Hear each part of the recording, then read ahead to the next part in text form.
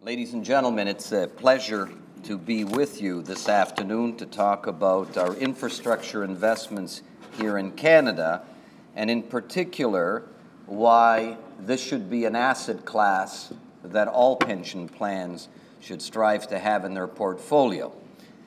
I have had the pleasure of working with my colleague, Pat Dillon, who spoke to you this morning, and Pat is here this afternoon from the Provincial Building Trades.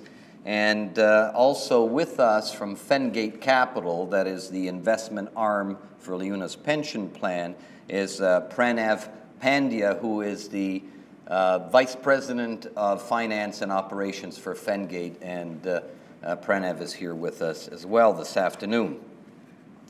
Ladies and gentlemen, many years ago, in let's say 2005, we assessed that in Ontario and right across Canada, we had a huge deficit in the infrastructure field. And this infrastructure deficit wasn't hard to assess, because if you drive on the roads in Ontario and hit the potholes with your car, I'm sure that that's a wake-up call that we need to do more work in the infrastructure sector, in the transportation sector.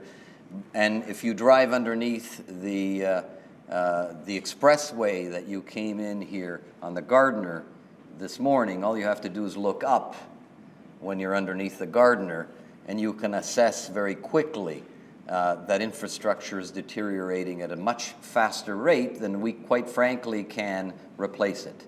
So we have a lot of work ahead of us, and representing over 500,000 construction workers, that is good news for me and good news for our people, because it'll keep them employed, and it keeps the construction industry employed, and it keeps the economy moving. I started in this organization in LiUNA, which stands for the Labor's International Union of North America, about 35 years ago. And in the mid-2000s, as the chairman of the pension plan, Labor's pension plan for Central and Eastern Canada, we decided to start our own infrastructure fund. As opposed to the funds that our previous speaker showed, that they invest in pooled funds or other infrastructure funds that go globally, we decided to start our own fund here in Ontario that would invest in projects that were being led by either Metrolinx or Infrastructure Ontario, and invest in these projects that were being let out, finally being let out in the province of Ontario. We represent about 100,000 construction workers in Canada, and about 80,000 of those construction workers are here in Ontario. The Central and Eastern Canada Pension Plan has assets of approximately $4.5 billion. So in fact, we are a small player. We are the 60th largest pension plan in Canada. However, we are the largest multi-employer pension plan in the country, where we have thousands and thousands of employers that our members work for that contribute into the pension plan. So even though we are a small player in the industry, we're committed to having our own infrastructure fund that, in fact, over the past few years has invested in numerous projects right across Ontario. So bear with me for a second. I'm trying to work the technology. I was impressed earlier with the technology that was shown, nanotechnology as well. And I have to tell you that you lost me halfway through the presentation, because I didn't understand it, but I was impressed just the same with the level of technology that's coming into either water and waste areas. We're most interested, quite frankly, as an infrastructure fund, in getting involved not only in transportation infrastructure, but also in wastewater and water treatment as well. So we're a mid-sized plan, and quite frankly, compared to the list of players that you saw earlier, whether it be OMERS or teachers, we're actually much, much smaller. And however, we have committed over $200 million to an infrastructure fund. But most importantly, this is $200 million that's been used as leverage So it's not that we've invested $200 million in a project. We use that $200 million as leverage, which has leveraged over $9 billion worth of construction, and most of it through Infrastructure Ontario. And the risk, as you can imagine, investing in these projects when you have a guarantee by the provincial government, and we have to maintain and operate these projects for 30 years, becomes quite lucrative for a pension plan to have that kind of return over 30 years. We have patient money, and to get those kind of high level of returns with very minimal risk is something that is uncommon for pension plans that are investing in either equities or fixed income nowadays. And many of you will remember what it was like in 2008 when the stock market collapsed, and most pension plans right across the world, quite frankly, were quite frankly punished because they had a lot of investments in equities. So we decided back in 2005 that we would mitigate the risk and not have all of our investments in either fixed income or equities, that we wanted to have alternative investments, and therefore we set up this infrastructure fund that has given us excellent returns, and the returns now are in excess of 14% for a pension plan the size of ours. That's excellent returns over a 30-year period. And our members, of course, are quite happy to be enjoying a very healthy pension plan after several years of hard work in the construction industry. So the next slide, as you can see, shows from 2006 to present, we've invested $160 million. Even though we had committed $200 million, we still haven't invested the full amount. Our fund and our trustees are committed to investing additional funds, and we're working on that right now, into infrastructure. And you heard this morning the presentation from Minister Murray and his commitment to many new infrastructure projects in Ontario. And so we're preparing ourselves to inject more funds into the infrastructure fund, and we're encouraging other pension plans in Canada to make this a prominent asset in their pension plan structure so that they can co-invest with us in a number of these projects. So number of equity investments were 12, and I'm going to show you some slides of examples of the hospitals and other investments that we've made. However, the total amount of projects that we've been involved in has been 30. And the key to this is that all of those 30 projects that were P3, alternative financed projects, all came in on budget and on time. And this is important because the traditional financing methods that governments have used, we have not seen projects come in on time and on budget. And in fact, the operational side, even after the project didn't come in on time, they've had numerous issues with the operations of these projects over the years, and in fact have procrastinated, quite frankly, in either improving the infrastructure of either a hospital or a courthouse or a detention center. And in fact, these assets have deteriorated over time because they didn't invest the dollars or energy or time into improving the infrastructure. Under our system, we have to keep these projects for 30 years. And for 30 years, we have to operate the infrastructure investment, which means it has to be maintained to a certain standard, and the government holds our feet to the fire to ensure that the infrastructure asset is actually maintained at a very high standard. This is a departure, quite frankly, from the traditional role of government and infrastructure, because the private sector now is a partner. This is not a privatization, and I want to touch upon that in a moment. This is a partnership between ourselves as a pension plan, our contractors, and the government as we build the project. But then our contractors aren't interested in staying in as an equity partner. They want to be in building the project and then get out. But we have patient money, and so we want to stay in for the next 30 years. We want to stay in as a pension plan for 30 years and enjoy the income of 14, 15, 16% earnings to our pension plan. So we need to stay there as an equity partner and operate the facility for 30 years. And there are penalties, in fact, not only in the construction side if we don't finish on time, but there are penalties if, in fact, we don't operate the project and the infrastructure asset properly. So this is an incentive, I would say, in ensuring that the project is done on time from a construction point of view and ensuring that the project is well maintained over the lifespan of the project.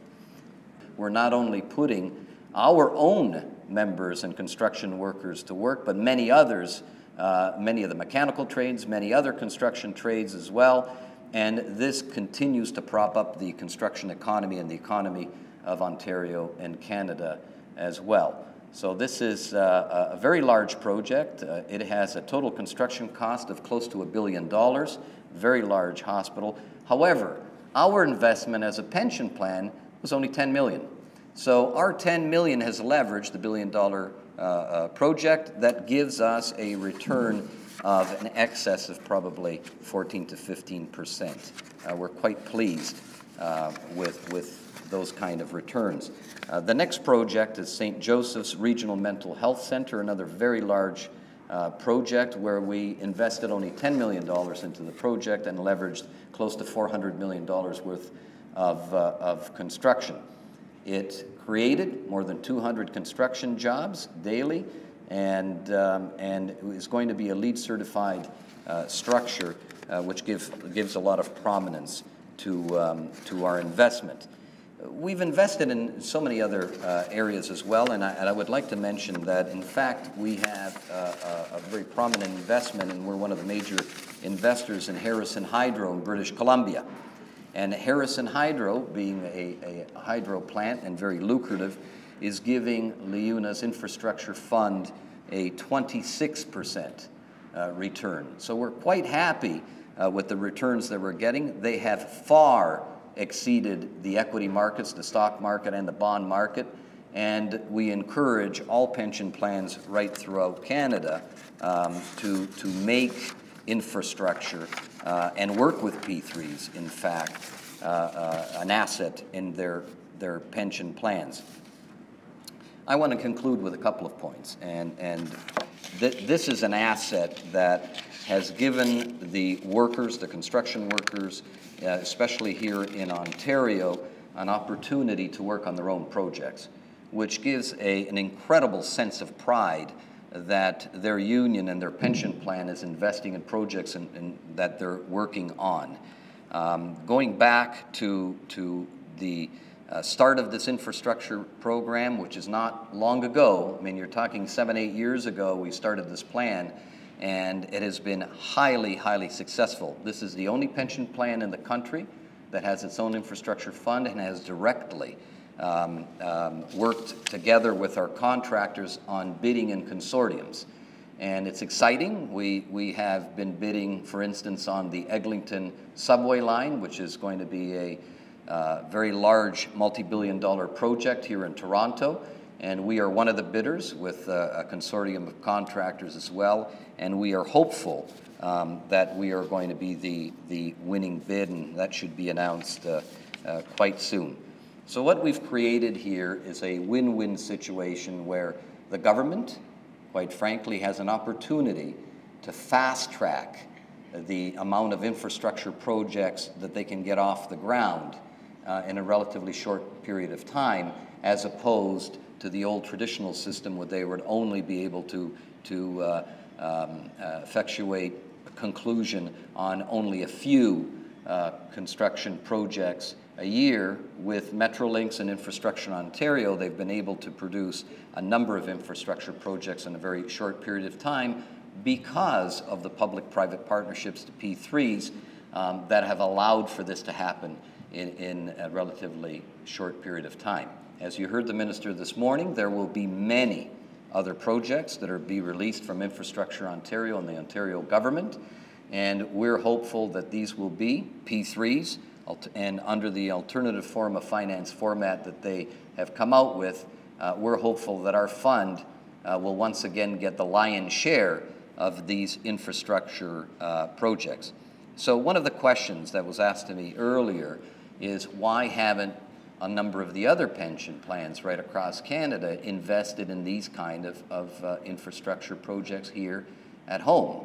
And in fact, as you saw earlier, many of them are investing in Chile and Europe and right across the world. Why aren't they investing as we are here? Part of it is political. In Ontario and in Canada, the word P3 has become a bit of a dirty word. A number of the public sector unions claim that P3s are a job killer, which is not true. In fact, it's a job creator, because many of these projects on the slides that I showed you earlier are new installations. They're creating jobs for either operations, creating new jobs in the healthcare sector, creating new jobs in many of the sectors that they're in, whether they be courthouses, detention centers, or whatever. They are new structures that create jobs. So this misconception, quite frankly, has fueled a political debate on the value, quite frankly, of P3s in Canada. And we've seen politicians back up because they want to get elected and they don't want to talk about public-private partnerships. And unfortunately, pension plans and the constituency of some of these pension plans are not unlike the political climate in Canada and in Ontario.